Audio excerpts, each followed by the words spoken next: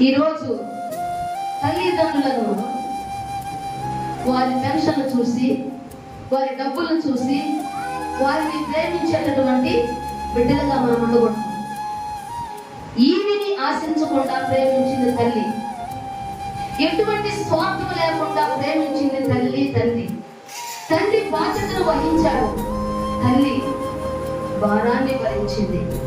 మరి అలాంటి ఏ స్వార్థం లేకుండా, ఏ ఈవిని ఆశించకుండా నా బిడ్డలు సంతోషంగా ఉండాలా, నా బిడ్డలు ఆనందంగా ఉండాలా, నా బిడ్డలు ఆరోగ్యంగా ఉండాలా, నా బిడ్డలు బాగుండాలా అని కోరుకునేది తల్లి, తండ్రి.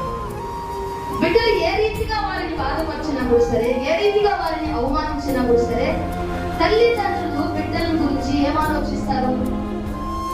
నా బిడ్డలు బాగుంటే చాలు, నాకు వాళ్ళు బాగుంటే చాలు, నాకు ప్రతిపినక్కడ నాకు పర్వాలేదంట. అలాంటి తల్లిదండ్రులు మనము గౌరవించేవారుగా, వారికి ఎటువంటి బాధను కలుగజేసేవారుగా ఉన్నాము.